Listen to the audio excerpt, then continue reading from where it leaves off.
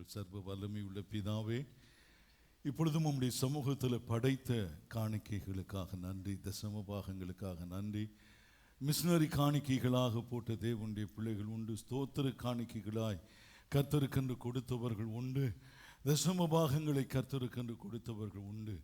ஆண்டவரே, ஒவ்வொரு தேவனுடைய பிள்ளைகளுடைய குடும்பங்களையும் ஆண்டவர் ஆசீர்வதிப்பீராக, விருத்தி அடைய வைப்பீராக. ஆண்டவருக்கென்று ஆண்டவருடைய வேலைக்கென்று கொடுத்ததனுடைய பலனை, ஆசீர்வாதத்தை பல மடங்காய் பெற்றுக்கொள்ள உதவி செய்யும். 126வது சங்கீதத்தில் கண்ணீரோடு விதைக்கிறவன் கம்பீரத்தோடு அறுப்பான் என்று சொல்லப்பட்டிருக்கிறது. அப்பா, அப்படி ஒரு அறுவடையை உடைய பிள்ளைகளுக்கு கட்டளையிடும். கனம், துதி, மகிமை நீர் எடுத்துக்கொள்ளும். இயேசுவின் நாமத்தில் பிதாவே, ஆமென், ஆமென். ஆண்டவருடைய நாமத்துக்கு மகிமை உண்டாகட்டும். இந்த காலை வேளையிலே நாம் கர்த்தருடைய செய்திக்கு நேராக கடந்து செல்லுவோம். எடுத்துக்கொள்ளுங்கள்.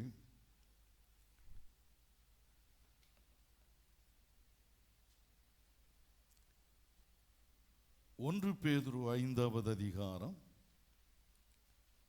8 முதல் 11வது வசனம்.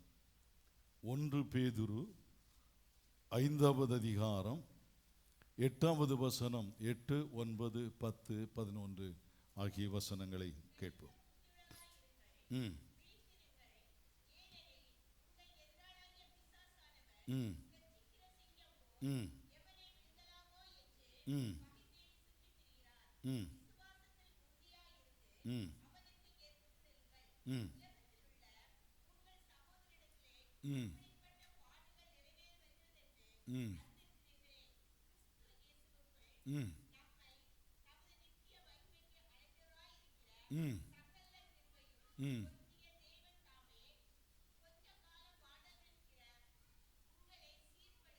ம் ம் ம்.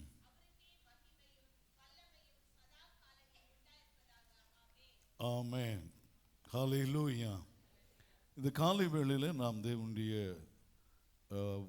செய்தியை ஆவிக்குரிய போர் என்கிற தலைப்பிலே இன்றைக்கு நாம் தியானிக்க போகிறோம். ஆவிக்குரிய போர். நீங்களும் நானும் உலகத்திற்கென்று ஒரு யுத்தம் இருக்கிறது. இஸ்ரேலும் லெபனானும் அடித்து கொண்டிருக்கிறார்கள் இல்லையா? ரஷ்யாவும் உக்ரைனும் ஒருவருக்கு ஒருவர் என்ன செய்து கொண்டிருக்கிறார்கள்? அடித்து கொண்டிருக்கிறார்கள். சீனாவும் இந்தியாவும் அந்த உரசல் மூலையில் உரசல்கள் நடந்து கொண்டிருக்கிறது. இதற்கெல்லாம் என்ன பெயர் என்றால் யுத்தம் என்று பெயர். ஆனால் தேவனுடைய பிள்ளைகளுக்கு ஒரு போர் உண்டு. அது உலக பிரகாரமான போர் அல்ல, அது ஆவிக்குரிய போர். ஆமென். அதை ஆவிக்குரியவர்கள் தான் புரிந்து கொள்ள முடியும். ஆவிக்குரியவர்கள் இல்லாதவர்கள் அதை பகுத்தறிய முடியாது. பிசாசு சும்மா எப்போ பார்த்தாலும் எங்களுக்கு உபத்திரம் கொடுத்துட்டு இருக்கிறான் அப்படின்னு பிசாசு என்ன செய்வோம்? குறை சொல்லுவோம். பிசாசை குறை சொல்லுவோம். பிசாசை என்னத்தையா சொல்லிக்கிட்டே இருப்போம். அதான் ஒரு தடவை பரலோகத்திற்கு சாத்தான் போயிருக்கிறான்.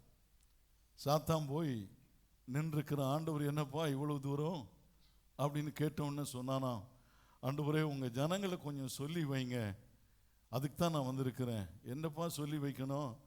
செய்கிற ஊழியத்தெல்லாம் அவங்க செஞ்சு போட்டு கடைசியில் எல்லாம் இந்த சாத்தானால் வர்ற வெனை தான் என்று யார் தலையில் போடுறாங்க? என் தலையில் போட்டுடுறாங்க. செய்கிற எல்லா குறைகளையும் தங்களுடைய தவறுகளையும் மறைத்து எல்லாம் சாத்தான் தான், பிசாசு தான். நம்மள எத்தனை பேர் அப்படி இருக்கிறோமோ? அப்படிப்பட்டவங்க மாத்திரம் கரங்களை உயர்த்தி ஒரு அல்லேலூயா சொல்லுவோம். ஹல்லேலூயா. அவ்வளோ கவனமாக இருக்கிறீங்க. சரி, தூங்குறவங்க மாத்திரம் ஒரு அல்லேலூயா சொல்லுவோமா? அல்லேலூயா. நம்ம சபை வித்தியாசமாக இருக்குல்ல? சரி, கர்த்தருக்கு மகிமை உண்டாகட்டும். ஆவிக்குரிய போர். இந்த ஆவிக்குரிய போர் என்பது ஒரு ஆன்மீக போர் என்றும் நாம் சொல்லலாம். ஒரு ஆன்மீக போரில் ரட்சிக்கப்பட்ட தேவனுடைய பிள்ளைகள் ரட்சிக்கப்பட்டு ஞானஸ்நானம் எடுத்த உடனே அவர்கள் ஒரு போராட்டத்தை சந்திக்கிறார்கள். இது என்ன போராட்டம் என்று சொல்லலாம் என்றால் ஆவிக்குரிய போராட்டம். இயேசு கிறிஸ்து ஞானஸ்நானம் எடுத்து கரையேறினார்.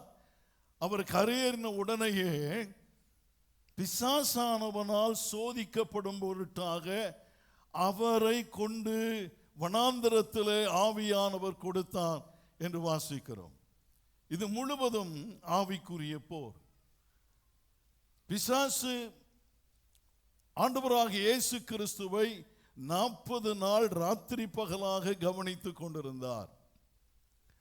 ஏன் கவனிச்சிருப்பான்னு நான் நினைக்கிறேன். இப்படி பொதுவாக இந்த அரசியல் கூட்டங்கள் எல்லாம் உபவாசம் அது என்ன உண்ணாவிரதம் என்று சொல்லுவார்கள். போர்டில் தான் உண்ணாவிரதம் இருக்கும். அந்த ஸ்டேஜுக்கு அடியில் சாப்பாடு மேலே இருக்கிறவருக்கு பிரியாணி வாசனை தூக்கி அடிக்கும். அவ்வளவு அருமையாக உண்ணாவிரதம் இருப்பார்கள். அப்படி ஒருவேளை இயேசு கிறிஸ்து சாப்பிட்டால் அதை இயேசு கிறிஸ்துவை சார்ஜ் பண்ணுவதற்காக, அவரை சிக்க வைப்பதற்காக, நம்ம ஊரில் ஒரு பழமொழி சொல்லுவாங்க, கண்ணில் விளக்கெண்ணை விட்டு பார்த்துட்டே இருக்கிறது போல சாத்தானும் ஆண்டவராக இயேசு கிறிஸ்துவை குறை கண்டுபிடிப்பதற்கு பார்த்து கொண்டே இருந்தார். ஆண்டவருக்கு தெரியும் இது பிசாசனுடைய நேரம். இந்த 40 நாளும் பிசாசு என்னோடு போராட போகிறான், நான் பிசாசோடு போராட போகிறோம் என்று இயேசு அறிந்திருந்தார். அவருக்கு தெரியும். அவர் ஞானஸ்நானம் எடுத்து கரையேறி அந்த வனாந்தரத்தில் கொண்டு போகப்பட்ட நேரத்திலிருந்து அவருக்கு நன்றாக தெரியும், இந்த 40 நாட்களும் என்னுடைய வாழ்க்கையிலே பயங்கரமான சோதனைகள் உண்டாகும் என்று இயேசு அறிந்திருந்தார். அவர் கவனமாக இருந்தார். அவர் ஜெபத்திலும் அவர் கர்த்தருடைய சமூகத்திலே காத்திருப்பதிலும் இருந்தார் என்று சொல்ல முடியும். தேவனுடைய பிள்ளைகளே, நம்முடைய எண்ணங்கள் எப்படி என்றால், நம்முடைய பொதுவாக கிறிஸ்தவர்கள் ஞானஸ்நானம் எடுத்தவுடன் என்ன நினைப்பார்கள் என்றால், இனி பிரச்சனையே இல்லை, இனி உபத்திரவமே வரல, இனி கஷ்டமே வராது, எனக்கு இனி வியாதி வராது, எனக்கு இனி வியாதி வராது, எனக்கு கஷ்டங்கள் வராது என்று ஒரு தவறான கணிப்பை எடுத்தவர்கள் இருக்கிறார்கள். ஆண்டவரை ஏற்றுக்கொண்ட தேவனுடைய பிள்ளைகளுக்குத்தான் உலக பிரகாரமாய் வாழுகிறவர்களை பார்க்கலாம் ஆண்டவராக இயேசு கிறிஸ்துவை ஏற்றுக்கொண்டு ஞானஸ்நானம் எடுத்து அபிஷேகம் பெற்று தேவனுடைய வசனத்திலே பாரத்தோடும் உண்மையோடும் கவனத்தோடும் மிகவும் ஆழமாக கவனித்துக் கொண்டிருக்கிற தேவனுடைய பிள்ளைகளோடு பிசாசுக்கு போராட்டம், அதிகமாக போராட்டங்களை அவன் உண்டு பண்ணுகிறான். அப்போ தேவனுடைய பிள்ளைகள், ரட்சிக்கப்பட்டவர்கள் கவனமாக இருங்கள். வாலிப பிள்ளைகள், டீனேஜ் பிள்ளைகள், பிசாசு தந்திரமானவன், பிசாசு தந்திரமானவன். ஆவிக்குரியவர்களை தான் இன்னும் இன்னும் அவன் பிரயாசப்பட்டு தன்னுடைய வலையிலே விழுவதற்கு, சிக்குவதற்கு அவன் முயற்சி எடுப்பான். அவன் என்ன செய்கிறவன் என்றால், ஒரு வேடனை போல அவன் வலையை விரிப்பான். சொல்லுங்க, மறைந்தே இருப்பான். நாங்க போய் தானியங்களை சாப்பிடுவோம், அவன் வர்ற சத்தத்தை கேட்ட உடனே நாங்கள்லாம் என்ன செய்வோம், செட்டை அடித்து பறந்து போயிடுவோம். அது பழைய காலத்தில். இப்பெல்லாம் தப்ப முடியாது. பிசாசிடத்திலிருந்து தப்புவது தான் ஒரு ஆவிக்குரிய யுத்தம். அப்போ இயேசு கிறிஸ்துவுக்கு சோதனைகள் வந்து ஆவிக்குரிய சோதனை வந்ததை போல நமக்கும் ஆவிக்குரிய சோதனை உண்டு, பரீட்சை உண்டு, யுத்தம் உண்டு. அப்போ அந்த யுத்தங்கள் நம்முடைய வாழ்க்கையில வரும் பொழுது புதியதாக அதை பார்க்க கூடாது. ஐயோ, என்ன, நான் இப்போதானே, நேற்றுக்கு தானே பாப்டிசம் எடுத்தேன், முந்தின வாரம் தானே ஒரு 2 நாளைக்கு உபவாசம் இருந்தேன், எனக்கு ஏன் இந்த சோதனை வருகிறது, என் குடும்பத்துக்கு ஏன் இந்த பாடு வருகிறது, என் வேலையில் ஏன் இவ்வளவு கஷ்டம் வருகிறது, நான் எவ்வளவு ஜெபம் பண்றேன், ராத்திரி எல்லாம் ஜெபம் பண்றேன், ஏன் ஆண்டவரே நீர் ஏன் எனக்கு அனுமதிக்கிறீர்? இந்த 2 காரியத்தையும் தேவனுடைய பிள்ளைகள் அறிந்திருக்க வேண்டும். ரட்சிக்கப்பட்டவர்களுக்கு சோதனைகள் கண்டிப்பாக வரும். எப்படி ரட்சிக்கப்பட்டவர்களுக்கு சோதனை வருமோ அதே போல ரட்சிக்கப்பட்டவர்களுக்கு வெற்றியும் நிச்சயம் என்பதை மறந்து போகக்கூடாது. ஆமென். இயேசு சொன்னார், உலகத்தை நான் ஜெயித்தேன். நிச்சயமாக நீங்களும் உலகத்தை என்ன செய்ய முடியும்? நம்முடைய வாழ்க்கையில் வருகிற ஆவிக்குரிய யுத்தத்தை நாம் ஜெயிக்க முடியும். எப்பவுமே கவனமாய் இருக்க வேண்டிய ஒரு காரியம் என்ன எங்கே இருக்கிறது என்று சொன்னால், உங்கள் எதிராளியை நீங்கள் என்ன செய்து கொள்ள வேண்டும்? அறிந்து கொள்ள வேண்டும். எல்லாரும் சொல்லுங்க, எதிராளியை, நம்முடைய சத்துரு யாரு என்பதை அறிந்து கொள்ள வேண்டும். அநேகருக்கு அது தெரியாது. நம்முடைய சத்துரு யார் என்று தெரியாது. அநேக கணவன்மார் மனைவியை சத்துரு என்று நினைத்துக் கொண்டிருக்கிறார்கள். அநேக கணவன்மார் மனைவியை சத்துரு என்றும் நினைத்துக் கொண்டிருக்கிறார்கள். இல்லை தேவனுடைய பிள்ளைகளே, நம்முடைய கண்களுக்கு புரியாத, நம்முடைய கண்களுக்கு தெரியாத, நம்முடைய உணர்வுகளுக்கு தெரியாத ஒரு சத்துரு நமக்கு விரோதமாக இருக்கிறான் என்பதை மறந்து போகக்கூடாது. நான் ஒரு காரியத்தை சொல்லுகிறேன். மார்க் எழுதின சுவிசேஷத்தில் அலை அடித்த பொழுது சீசர்கள் என்ன நினைத்தார்கள்? புயல் அடித்த பொழுது சீசர்கள் என்ன நினைத்தார்கள்? நாங்கள் அமிழ்ந்து போகிறோம் என்று நினைத்தார்கள். இது யாரா இருக்கும் அவங்களுக்கு தெரியுமா? இல்லை, தெரியல. ஆனா யாருக்கு தெரிந்தது? இயேசு அறிந்தார். இயேசு எழுந்து பார்த்த பொழுது அவர் அறிந்தார், இந்த காற்றும், இந்த கடலும், இந்த கொந்தளிப்பும் இது தானாய் வந்தது அல்ல, இது சாதாரணமாய் வந்தது அல்ல. இதற்கு பின்னே ஒருவன் இருக்கிறான், அவர் அவனை அதட்டி போட்டார். ஒரு ஆமென் சொல்லுவீங்களா? இதை கவனமா கண்டுபிடிக்கணும். அதற்குத்தான் ஆவிகளை பகுத்தறிகின்ற ஆவியை கர்த்தருடைய ஆவியானவர் நமக்கு வாக்குத்தத்தம் பண்ணி இருக்கிறார். வரங்களிலே முக்கியமான வரம் ஆவிகளை பகுத்தறிகிற. நல்லா தூங்கிட்டு இருக்கிறீங்க, நல்லா தூங்கிட்டு இருக்கும் பொழுது ஒரு சொப்பனம் பார்க்குறீங்க. அந்த சொப்பனத்தை பார்த்த உடனே உங்களுடைய உள்ளான மனுஷன் தூங்க மாட்டான். ரட்சிக்கப்பட்ட தேவனுடைய பிள்ளைகளுடைய வாழ்க்கையிலே, ஜெபிக்கிற தேவனுடைய பிள்ளைகளுடைய வாழ்க்கையிலே உள்ளான மனுஷன் தூங்க மாட்டான். நீங்கள் எங்கிருந்து ஜெபத்தை விட்டீர்களோ, எப்போ தூக்கத்திற்கு போய்விட்டீர்களோ, அங்கிருந்து ஆண்டவர் அந்த பொறுப்பை எடுத்துக் கொள்ளுகிறார். ஆண்டவர் ஜெபிக்க ஆரம்பிக்கிறார், அல்லது ஆவியானவர் ஜெபிக்க ஆரம்பிக்கிறார். நல்ல ஆவிக்குரிய தேவனுடைய பிள்ளைகளுக்கு கிடைக்கிற பெரிய பாக்கியம் அது. இங்க இருக்கிற தேவனுடைய பிள்ளைகளே, அப்படிப்பட்ட அபிஷேகத்தை நீங்கள் உடையவர்களாக இருக்க வேண்டும். ராத்திரி தூக்கத்தில் ஒரு சொப்பனம் அல்லது ஒரு தரிசனம், அது இருதயம் உணர்த்துகிறது. இருதயம் உணர்த்தினவுடன் என்ன செய்ய வேண்டும்? ஆவியானவரை கூப்பிட வேண்டும். ஆவியானவரே, இந்த காரியத்தில் எனக்கு உதவி செய்யுங்க, தெளிவுபடுத்தி தாங்க, வெளிப்படுத்தி தாங்க, என்ன செய்யணும் என்று ஆண்டவரிடத்தில் கேட்டால் ஆண்டவர் சரியாக என்ன செய்ய வேண்டும் என்று சொல்லிக் கொடுப்பார். எத்தனை பேர் ஆமென் சொல்றீங்க? ஹல்லேலூயா. அவர் அழகாக சொல்லிக் கொடுப்பார். எளிமை முழங்கால் படியிடுப்பான்னு சொல்லுவார். ஆவியில் அந்நிய பாஷையில ஜோமனு அப்படின்னுவாரு. இந்த ரெண்டு விதமான ஜபத்திற்கும் அதிக வல்லமை உண்டு.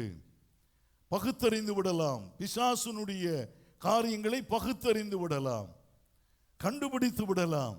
இதுக்கு பின்பு இந்த பிரச்சனைக்கு பின்னால யார் இருக்கிறது, இந்த வியாதிக்கு பின்னால யார் இருக்கிறது என்று தெளிவாய் கண்டுபிடித்து விடலாம். கர்த்தருடைய ஆவியானவர் தெளிவாய் காண்பித்து கொடுப்பார். சீசர்களுக்கு அலையை தான் தெரிந்தது. ஆனால் இயேசு எழும்பி பார்த்த பொழுது அலைகளுக்கு பின்னால் இருந்த பிசாசை பார்த்தார். ஆமென். பிசாசு, அந்த அலைகளுக்கும் புயல்களுக்கும் பின்னால் இருக்கிற பிசாசை பார்த்தார். 5வது அதிகாரத்தில் போனா கரெக்டா சொல்லப்பட்டிருக்கிறது. அவர் ஏற்கனவே அவனை அதட்டி இருந்தார். அதட்டுதுன்னா என்ன வார்த்தை? விரட்டி இருந்தார், அடித்து துரத்தி இருந்தார். போ பிசாசே என்று அவர் அவனை விரட்டி விட்டார். ஒரு ஆமென் சொல்லுவீங்களா? இதுதான் ஆவிக்குரிய வாழ்க்கையில வருகிற ஆவிக்குரிய யுத்தம். இந்த ஆவிக்குரிய யுத்தத்தை கண்டுபிடிக்க வேண்டும். பிசாசு இதில் எங்கே இருக்கிறான் கண்டுபிடிக்க வேண்டும். பிரச்சனை இதில் எங்கே இருக்கிறது என்று கண்டுபிடிக்க வேண்டும். அதை கண்டுபிடித்து என்ன செய்ய வேண்டும் என்று சொன்னால் ஜெபிக்க வேண்டும், ஜெபித்து துரத்த வேண்டும். சீசர்கள் அதை அறியவில்லை. இயேசு எழும்பி பார்த்தவுடன் பிசாசை விரட்டி ஜெபிக்கிறார், அவன் ஓடி போகிறான். இது எதனால் வந்த போராட்டம்? இக்கரையிலே ஒரு பிசாசு பிடித்த மனுஷன் இருக்கிறான் இல்லையா? இல்லை, நான் சுருக்கமாக கொண்டு போயிடுறேன். அக்கறைக்கு இயேசுவும் சீசர்களும் போக வேண்டும். அக்கறையில் என்ன இருக்கிறது? ஒரு மனிதன் பிசாசு பிடித்தவனாய் என்ன செய்து கொண்டிருக்கிறான். அவனை எங்கும் கட்டி வைக்க முடியவில்லை, சங்கிலிகளினால் அடக்க முடியவில்லை. அப்படி போராடி குதித்து ஆடி புலம்பிக் கொண்டு அவன் இருக்கிறான். அவனை யாரும் தொட முடியவில்லை. அவனுடைய வீட்டார் அவனை மறந்து விட்டார்கள். அவன் அங்கலாய்ப்புகளோடும் வேதனைகளோடும் கஷ்டப்பட்டு கொண்டிருக்கிறான். பிரேத குழிகள் அண்டைதான் அவனுடைய தூக்கம், அவனுடைய ஆகாரம் எல்லாம் அங்கேதான். அப்படி வாழ்ந்து கொண்டிருக்கிறான். அப்போ கவனிங்க, இப்போ பிசாசானவன் என்ன செய்கிறான் என்றால், இயேசு இங்கே வந்தால், இயேசுவும் அவருடைய சீசர்களும் இங்கே வந்தால், அவர் பிரயாணம் பண்ணுகின்ற படகு இங்கே வந்தால், அவர்கள் இறங்கி என்னை என்ன செய்வார்கள்? தொந்தரவு பண்ணுவார்கள். அப்ப இவர்கள் இக்கரைக்கு வராமல் பண்ண வேண்டும். அதற்கு பிசாசு எடுத்த முயற்சி தான் என்ன முயற்சி? நடுக்கடலையே இவங்களுக்கு சமாதி கட்டுவதற்கு அவன் முடிவெடுத்தான். அப்போதான் இயேசு கிறிஸ்து என்ன செய்கிறார்? அவனை அதட்டுகிறார். அது 5ஆம் வசனத்தில் படிக்கிற சமயம், 5வது அதிகாரத்தில் படிக்கிற சமயம் தெளிவாக தெரியும். அப்போ கவனிங்க தேவனுடைய பிள்ளைகளே, நம்முடைய ஒவ்வொரு நாள் வாழ்க்கையிலும் ஒவ்வொரு காலத்திலும் நமக்கு விரோதமான பிசாசுனுடைய யுத்தம் நடந்து கொண்டே இருக்கிறது. யாரையும் எங்கேயாகலும் உலகத்திலே யுத்தம் நடந்து கொண்டிருப்பதை போல நம்முடைய ஆவி, நம்முடைய ஆத்மா, நம்முடைய சரீரம், நம்முடைய குடும்பம், நம்முடைய கணவன் மனைவி, நம்முடைய பெற்றோர், நம்முடைய பிள்ளைகள், இவர்களுக்குள்ளே என்ன நடந்து கொண்டிருக்கும் என்றால் ஒரு யுத்தம் நடந்து கொண்டே இருக்கும். ஒரு ஆவிக்குரிய யுத்தம் நடந்து கொண்டே இருக்க வேண்டும். அதை ஒன்றாவது என்ன செய்ய வேண்டும் என்றால், உங்கள் எதிரியை நீங்கள் என்ன செய்து கொள்ள வேண்டும்? அறிந்து கொள்ள வேண்டும். சொல்லுங்க. முதலாவது என்ன செய்ய வேண்டும்? எதிரியை வகையறுக்க வேண்டும், கண்டுபிடிக்க வேண்டும். யார் என்னுடைய எதிரி, எங்கே என்னுடைய எதிரி இருக்கிறான் என்பதை என்ன செய்ய வேண்டும்? கண்டுபிடிக்காதபடிக்கு கிறிஸ்துவ வாழ்க்கை பண்ணி கொண்டிருந்தால் பிசாசு நம்மை மிகவும் சாதாரணமாய் ஏமாற்றி போடுவான். நம்மை சாதாரணமாய் ஏமாற்றி போடுவான். அப்போ என்ன செய்ய வேண்டும்? 1 பேதுரு 5:8 படிங்க. 1 பேதுரு, தெளிந்த புத்தி உள்ளவர்களாய் விழித்திருங்கள், ஏனெனில் உங்கள் எதிராளி ஆகிய பிசாசானவன் கெர்ச்சிக்கிற சிங்கத்தை போல அவன் எவனை விழுங்கலாம் என்று, எவனை தாக்கலாம் என்று, எவனை பலவீனப்படுத்தலாம் என்று, எவனை பீறி போடலாம் என்று சொல்லி அவன் வகை தேடி சுற்றி திரிவான். அவன் வகை தேடி சுற்றி திரிகிறான். இப்போ நம்முடைய ஒவ்வொரு நாள் வாழ்க்கையிலும் அவன் போராடி கொண்டு தான் இருக்கிறான். ஒரு நாள் நல்ல சந்தோஷமாக இருப்போம், சந்தோஷமாக சமைப்போம், சாப்பிடுவோம், வேலைக்கு போவோம், பைபிள் படிப்போம், ஜெபம் பண்ணுவோம், இதெல்லாம் செய்வோம். நான் மறுநாளைக்கு ஏதோ ஒரு பிரச்சனை அலுவலகத்தில் உண்டாகுது, குடும்பத்தில் ஏதோ ஒரு பிரச்சனை உண்டாகிறது. உடனடியாக என்ன செய்ய வேண்டும்? ஆண்டவரே, இதுக்குள்ள யார் இருக்கிறது எனக்கு சொல்லித்தாரும் ஆண்டவரே. சென்ட் தாமஸ் மவுண்ட் அங்கே நடந்த ஒரு சம்பவம் இது. ஒரு அம்மா ஒரு கத்தோலிக்க சபை இருக்கிற இடம் வழியாக போவார்கள். அங்கே ஒரு அன்னை மரியாள் குழந்தையை எடுத்து வைத்து கொண்டிருக்கிறதை போல ஒரு சிலை வைக்கப்பட்டிருந்தது. இந்த அம்மா அந்த வழியாக போகும்போது வந்து இப்படி கும்பிட்டுட்டு போவாங்க. சில நாட்கள் அவர்கள் அதை செய்து தொடர்ந்து பின்பு அதை செய்ய ஆரம்பித்தார்கள். எப்படியோ அவர்களுடைய வீட்டிற்கு ஒரு ஆவிக்குரிய போதகரை யாரோ அழைத்து வந்திருந்தார்கள். அந்த ஆவிக்குரிய போதகர் ஜெபிக்க ஆரம்பித்தவுடன் இந்த அம்மா ஆட ஆரம்பித்தார்கள். ஜெபிக்க ஆரம்பித்தார், அவர் ஆவியிலே நிரம்பி ஜெபித்தார், இந்த அம்மா ஆட ஆரம்பிச்சாங்க. அவர் தலையில கையை வச்சு நீ யாரு அப்படின்னு கேட்டிருக்கிறாரு. நீ யாரு, நீ எங்கிருந்து வருகிறாய் என்று கேட்ட பொழுது, இல்லை எனக்கு இங்க பூர்வீகமே இங்கே தான். பூர்வீகம் எங்க? இங்கே தான். எங்க? சர்ச்சுக்குள்ள. அங்க இருக்கிற அந்த அந்த அந்த அன்னை மரியாய் குழந்தை இயேசுவோடு நிற்கிறது. இங்கே தான் என்னுடைய இடமே. இந்த அம்மா எப்படி பிடிச்ச? இந்த அம்மா டெய்லி அந்த வழியா போரசுமியும் அரசுமியும் என்னை வந்து பார்த்துட்டு போவாங்க. என் மேலே இவ்வளவு பக்தியாக இருக்கிறாங்களே, இந்த அம்மா கூட நம்ம போயிடுவோம் அப்படின்னு நான் இந்த அம்மா கூட போயிட்டேன். நான் இப்போ அம்மாவை விட முடியாது, ஏன்னா அவங்க என்னை விட மாட்டாங்க. கவனிங்க, தேவனுடைய பிள்ளைகள் இன்னும் பெந்தேகோஸ்தே அனுபவத்தில் இருக்கிற ரட்சிக்கப்பட்ட குடும்பங்களிலே இருக்கிற வீடுகளிலே அன்னை வேளாங்கண்ணி இருக்கும். இருக்கா? தூக்கி வெளியே போட்டுருங்க. 2-3 நாளைக்கு முன்னாடி தெரிஞ்சிருந்தா அதோட சேர்த்து போட்டிருக்கலாம். புத்தி உள்ளவர்கள் சிந்திக்க கடவர்கள்.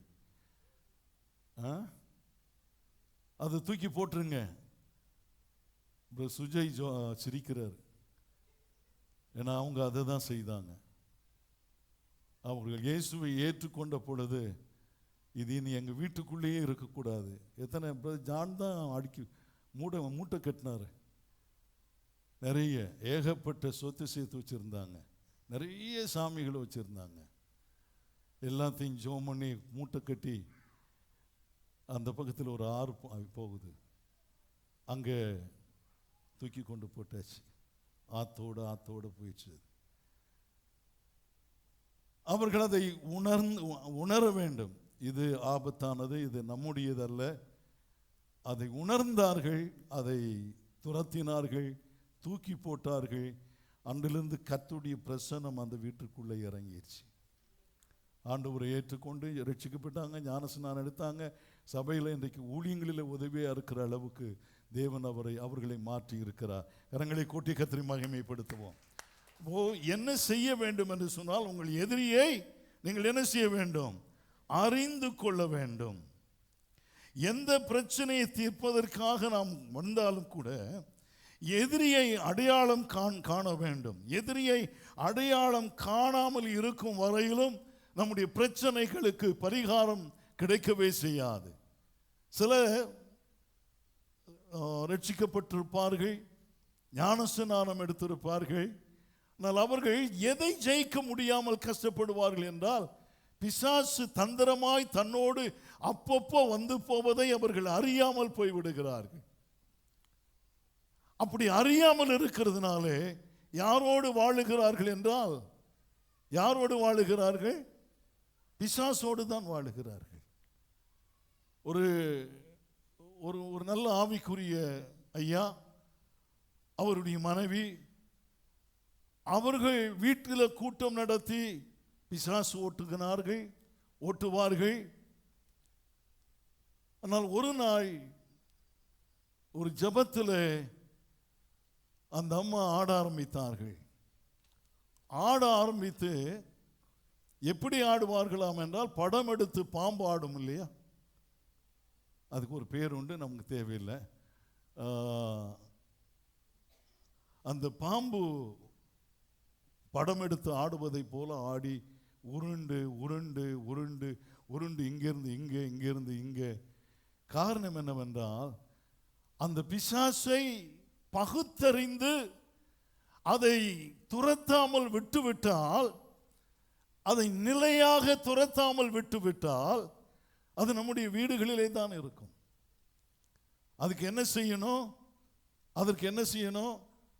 பவுல் செய்ததை போல செய்யணும். பவுல் ஆவியிலே உணர்ந்திருக்க வேண்டும். நான் அதை தான் உணர்கிறேன். அபிஷேகத்திலே பவுல் உணர்ந்திருக்க வேண்டும்.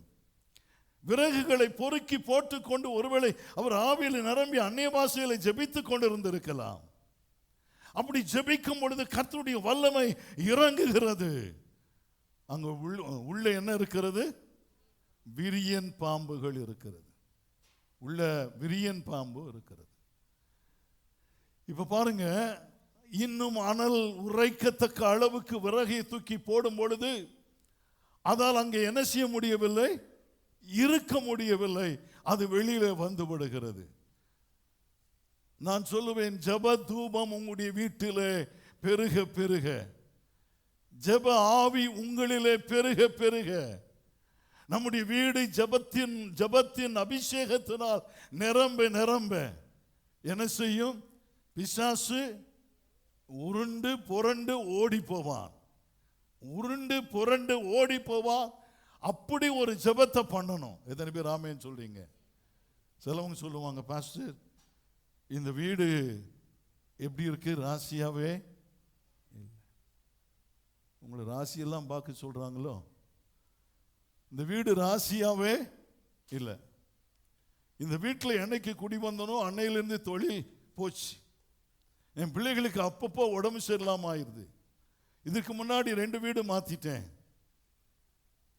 அப்போ சரி பாஸ்டர் சொல்லி இருக்கிற இந்த வீட்டுக்கும் நல்லா ஜெபம் பண்ணுவோம்ட்டு நல்லா ஜெபம் பண்ணி இருக்கிறாங்க. மறுபடியும் அந்த அம்மா வந்து, ஐயா இந்த வீடும் நல்லா இல்லை ஐயா. அவர் சொல்லியிருக்கிறார், தமிழ்நாட்டில் உள்ள எல்லா வீட்லேயும் ஏறி இறங்கிருங்க, தமிழ்நாட்டில் உள்ள எல்லா வீட்டுக்கும் போயிட்டு நல்ல வீடான்னு செக் பண்ணி முடிஞ்சா உங்களுக்கு சரியா இருக்குன்னா என்னை கூப்பிடுங்க, நான் வந்து ஜெபம் பண்றேன். என்ன பிரச்சனை அப்படின்னா, பிசாசு போராட்டத்தை கண்டுபிடிச்சிட்டீங்கன்னா, அவனுடைய ஆவிக்குரிய போரை கண்டுபிடித்து விட்டீர்களே, ஆனால் நீங்க ஆவியில பிசாசோட போராட வேண்டும். ஆமென். அவனுடைய பலத்தை அறிய வேண்டும். அவனுடைய பலத்தை அறிய வேண்டும். நம்ம என்ன செய்கிறோம் என்றால், தோத்துறோம் தோத்துறோம் தோத்துறோம் தோத்துறோம். எல்லா ஜெபத்திற்கும் இந்த ஜெபம் போதாது. ஆமென். பவுல் அழகாய் சொல்லுகிறார். 1 கொரிந்தியர் எடுத்துக்கொள்ளுங்க. இல்ல, எபேசியர் 6வது அதிகாரம் 10வது வசனத்தில்,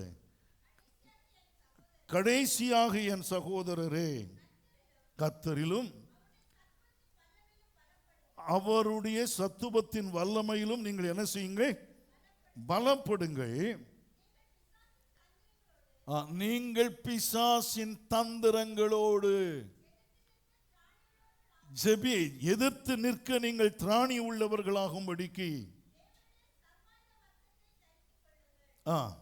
இங்க கண்டு இதுல இந்த எபேசியர் ரொம்ப முக்கியமான ஒரு அதிகாரம். என்ன சொல்லி கொடுக்கிறார் பவுல்? முதல்ல இந்த பிரச்சனை எதனாலன்னு கண்டுபிடிங்க. ஆமேனா? ஆமேன் இல்லையா? பிரச்சனைக்கு காரணம் என்ன என்று கண்டுபிடிங்க. பல வருஷத்துக்கு முன்பாக நான் குன்னூரில் இருக்கும் பொழுது, உபவாசத்தில் இருக்கிற நாள் அது, உபவாசித்து ஜெபமணிக்கு கொண்டிருக்கும் போது, நான் நினைக்கிறேன் மாலை ஒரு 5:30 மணி ஆயிடுச்சு. கர்த்தருடைய ஆவியானவர் எனக்கு ஒரு வீட்டை காண்பித்தார். சபைக்கு வருகிற ஒரு குடும்பம். அவங்க எவ்வளவு தூரத்தில் இருந்து வருவாங்கன்னா, ஏறத்தாழ ஒரு 60-70 கிலோமீட்டர்லேருந்து வருவாங்க. குன்னூரிலிருந்து கோத்தகிரி போக வேண்டும், கோத்தகிரியிலிருந்து கீழ்கோத்தகிரி போக வேண்டும், கீழ்கோத்தகிரியிலிருந்து அத்தியூர் மட்டம் போக வேண்டும். இப்படி ரொம்ப தூரத்தில் இருந்தார்கள். ஆவியானவர் போ என்று சொன்ன ஒரு வார்த்தை. இப்போ என்ன நான் நினைக்கிறேன், எனக்கு வயது ஒரு 24 இருக்கும்.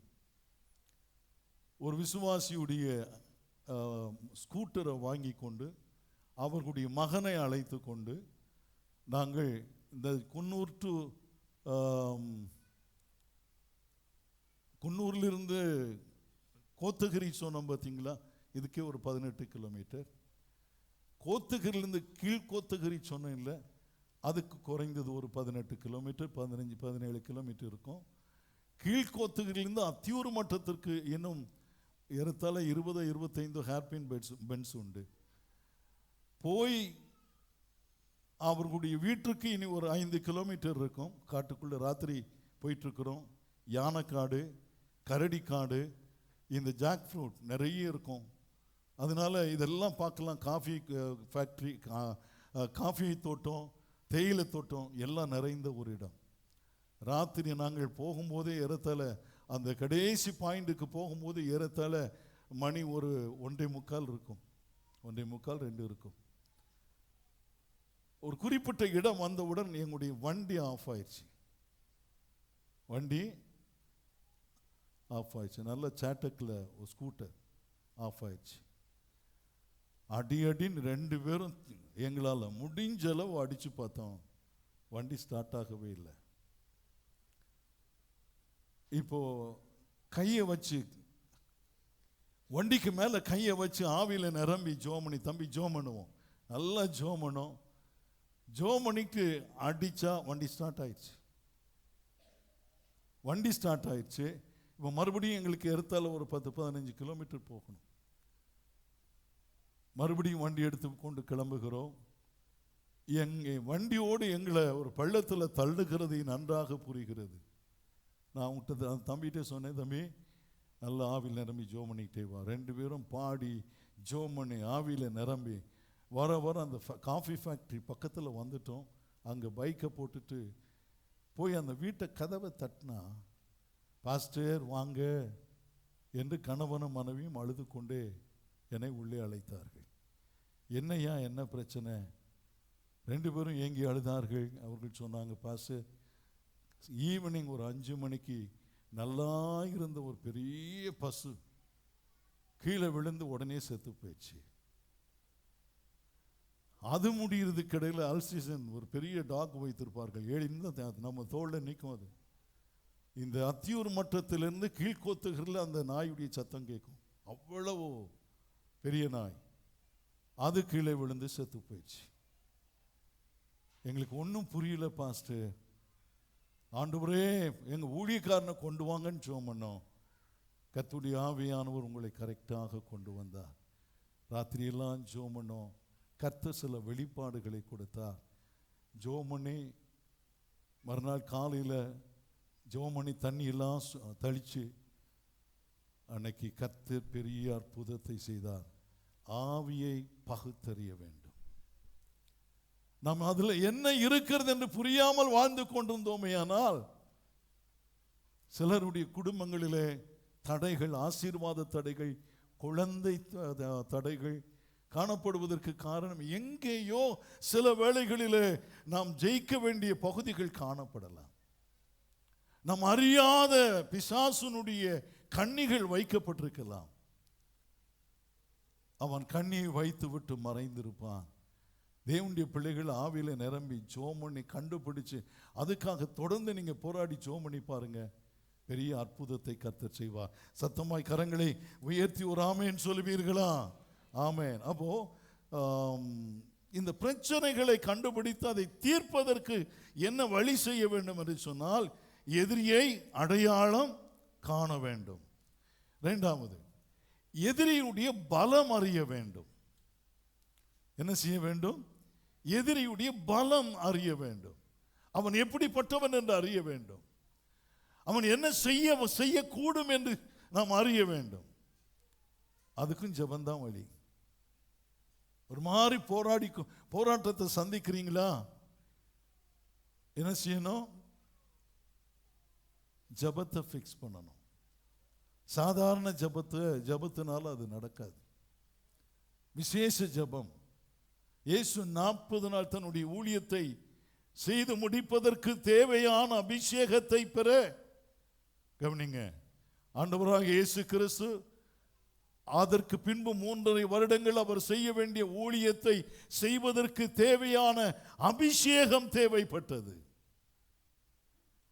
வல்லமை தேவைப்பட்டது, கிருபைகள் தேவைப்பட்டது. அவர் எத்தனை நாட்கள் ஜெபித்தார் உபவாசித்து? உங்களுடைய பிரச்சனைக்கு எவ்வளவு, உங்களுடைய பிரச்சனை எவ்வளவு பெரியது என்று கண்டுபிடிங்கள். ஆமென். ஸ்கேன் பண்ணி பார்க்கிறதா? பார்த்தா தெரிஞ்சிருமா? அவன் மறைந்திருக்கிறவன், மறைந்திருந்து தாக்குகிறவன். டாக்டர் போய் பார்த்தா முடிஞ்சிடுமா? இல்லை. போராடி ஜெபிக்கிற தேவனுடைய மனுஷனோடு அல்லது தேவனுடைய பிள்ளைகளோடு போராடி ஜெபிக்க வேண்டும். ஆமென். நான் அந்த நாட்களில் சபையில் சில போராட்டங்களை உணர்ந்தா இரவு நேர ஜெபத்தை போடுவோம். அந்த இரவு நேர ஜெபத்தில் கலந்துக்கிட்ட ஆட்கள்லாம் நம்ம சபையில் இருக்கிறாங்க. நான் சொல்கிறது 1984 85 வருஷங்களை சொல்கிறேன். பிரதர் ஜான், பிரதர் அருள், இன்னும் சிலர் ஊர்களில் இல்லை. ஆண்டவர் உணர்த்தினால் அவங்களுக்கு ஏதாவது ஒரு தகவல் கொடுப்பேன். ராத்திரி அய்யனம்பாக்கத்தில் ஒரு இடம் உண்டு, ஒரு மொட்டை இடம். மெரினா பீச்சுக்கு சீரணி அரங்கம் என்று ஒன்று இருந்தது. அங்கே போவோம். ராத்திரி 9 மணிக்கு போனால் சீரணி அரங்கத்திற்கு பின்னால் விடியற்கால 5:30 மணி 5 மணி வரை ஜெபம் பண்ணுவோம். முழங்காலையே நிற்போம். அந்த ஜெபத்தை பண்ணும் பொழுதே கர்த்தருடைய ஆவியானவர் வெளிப்பாடுகளை கொடுப்பார், தரிசனங்களை கொடுப்பார். ஜெபத்தில் உட்கார்ந்து இருக்கிற ஒவ்வொருவருக்கும் ஆண்டவர் வெளிப்பாடுகளை, தரிசனங்களை கொடுத்தார். ஜெபம் அக்கினியாக இருக்கும். ஜெபத்தில் ஒரு பெரிய அபிஷேகம் இறங்கும். அருமையான தேவனுடைய பிள்ளைகளே, நம்முடைய பிரச்சனை எவ்வளவு பெரியது என்று காண்கிறோமோ நம்முடைய ஜெபத்தை அவ்வளவுக்கு பலப்படுத்த வேண்டும். நம்முடைய முழு குடும்பத்தினுடைய ஜெபத்தை அவ்வளவுக்கு பலப்படுத்த வேண்டும். சில சமயம் அம்மா ஜெபம் பண்ணுறவங்களா இருப்பாங்க, அப்பா கொஞ்சம் லேசியாக இருப்பார். எப்படியாச்சும் சேர்த்து ஜெபம் பண்ண வைக்கணும். சில வீடுகளில் பிள்ளைங்க ஜெபம் பண்ணுறதில்லை, பெற்றோரோடு இணைஞ்சு பாருங்க, சேர்ந்து ஜெபம் பண்ணி பாருங்க. உங்கள் ஜெபத்தை பலப்படுத்தணும். விழித்திருங்கள், விசுவாசத்திலே திடன் கொள்ளுங்கள். ஆண்டவர் சொல்லியிருக்கிறார். ஜெபத்தில் பலன் அடையணும், ஜெபத்தை பலப்படுத்தணும். இது என்ன பிரச்சனை என்று அறிய வேண்டும் இல்லையா? என்ன சொல்லி கொடுத்தேன்? சத்துருடைய பலத்தை நாம் அறிய வேண்டும்.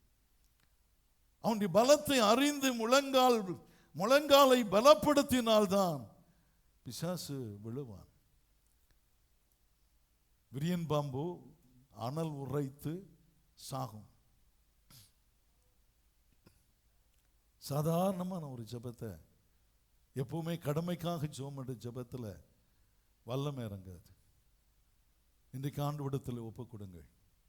ஆண்டவரே, என்னுடைய ஆவிக்குரிய யுத்தத்தில் எனக்கு தெளிவையும் ஞானத்தையும் விவேகத்தையும் கட்டளையிடும். அநேக வீடுகளில் தாய்மாருடைய கண்ணீர், அதில் தான் வீடுகள் ஓடுகிறது. அநேக வீடுகள் தாய்மாருடைய கண்ணீர், ஜெபம், காத்திருந்து போராடுவது, கண்ணீரோடு போராடுவது, நடுராத்திரிகளில் எழும்பி ஜெபிப்பது. சகோதரர்களும் நம்மை பலப்படுத்தி கொண்டால் ஒருவன் 1000 பேரையும் 2 பேர் 10,000 பேரை. மனைவி மட்டும் ஜெபித்தால் அதனுடைய வல்லமை லிமிட். ஆனால் கணவனும் சேர்ந்து ஜெபித்தால், அநேக வீடுகளில் கணவன்மாருக்கு ஜெபத்தில் ஒரு இன்ட்ரெஸ்டே இல்லை.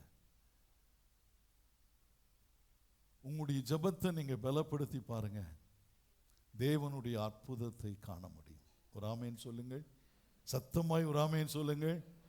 தூக்கம் வந்துருச்சா? ரொம்ப நேரம் எடுக்கிறோம். சரி, நான் முடிச்சிடுறேன். அப்ப என்ன செய்ய வேண்டும்? பலம் அறிய வேண்டும். அவனுடைய திட்டங்களை அறிய வேண்டும். சில வேளைகளிலே நம்ம என்ன செய்கிறோம்? அவனுடைய திட்டங்களை கவனிப்பதில்லை. என்ன ஆயத்தப்படுத்தி வைத்திருக்கிறான் என்று சொல்லி நாம் அறிகிறதே இல்லை. என்ன செய்வோம்? எதிரியின் பலம் அறியாதபடிக்கு எதிரியை நாம் அழிக்க முடியாது. எதிரியை நாம் என்ன செய்ய முடியாது? அழிக்க முடியாது. அதனால தான் எபேசியர் 6வது அதிகாரத்தில் 10வது வசனத்தில் நான் சொன்னேன், கடைசியாக என் சகோதரரை கர்த்தரிலும் அவருடைய சத்துவத்திலும் வல்லமையிலும் பலப்படுங்கள், நீங்கள் பிசாசின் தந்திரங்களோடு எதிர்த்து நிற்க திராணின்னா என்ன? போ பிசாசே, அதை சொல்ல போக மாட்டேன் பிசாசே, போ பிசாசே, அது சொல்லும். இல்லை நான் போக மாட்டேன், நடந்திருக்குது. பிசாசே காலை பிடிச்சு கெஞ்சி கேட்கிறேன், பிசாசே போயிரு பிசாசே, அது சொல்லும் நோ நான் போக மாட்டேன், இங்கே எனக்கு உரியது இருக்கிறது, இங்கே என்னுடையது இருக்கிறது, என்னுடையவர்கள் இருக்கிறார்கள், நோ நெவர், நான் மாட்டேன் சொல்லும். அவங்க காலை கூட பிடிச்சு பார்ப்பாங்க நம்ம ஆட்கள். யார் காலை பிடிக்கணும்? யார் காலை பிடிக்கணும்? அப்பா காலை பிடிச்சுக்கணும், அவரை பிடிச்சுக்கணும். அவரை பிடிச்சு அவருடைய ஜெபத்தை போல நம்முடைய ஜெபத்தை பலப்படுத்தி பாருங்கள், கர்த்தர் பெரிய காரியங்களை செய்வார். சரியா? அவர் நம்மை பலப்படுத்துவார். எப்படி பலப்படுத்துவாராம் பாருங்க, 12ஆம் வசனத்தில் பாருங்க. மாம்சத்தோடும் இரத்தத்தோடும் அல்ல, துரைத்தனங்களோடும் அதிகாரங்களோடும் இப்பிரபஞ்சத்தின் அந்தகார பதிகளோடும் வானமண்டலத்தில் உள்ள பொல்லாத ஆவிகளோடும் நமக்கு போராட்டம் உண்டு. எத்தனை பேர் ஜெபம் பண்ண போறீங்க? ஜெபம் பண்ணணும். அந்த ஜெபத்தை நம்ம பலப்படுத்தினாதான் பிசாசை மேற்கொள்ள முடியும். ஆமென். அதுக்கு வெள்ளிக்கிழமை ஜெபம் சபையில் நடக்கு. வந்து என்ன செய்யணும்? பலப்படுத்தணும். இந்த சின்ன போரூரில் பக்கங்களில் இருக்கிற ஆட்களுக்கெல்லாம் இப்போ ஆசை இல்லை, ஜெபம் பண்ணுறதுக்கு ஆசை இல்லை. ஜெபத்தை பலப்படுத்தணும். வாலிப பிள்ளைங்க ஜெபத்தை பலப்படுத்தணும்.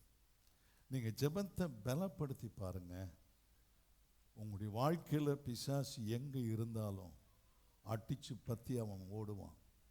அவனுக்கு இருக்க முடியும். அக்கினி எரியிற இடத்துல பூச்சிகள் இருக்குமா? இருக்காது.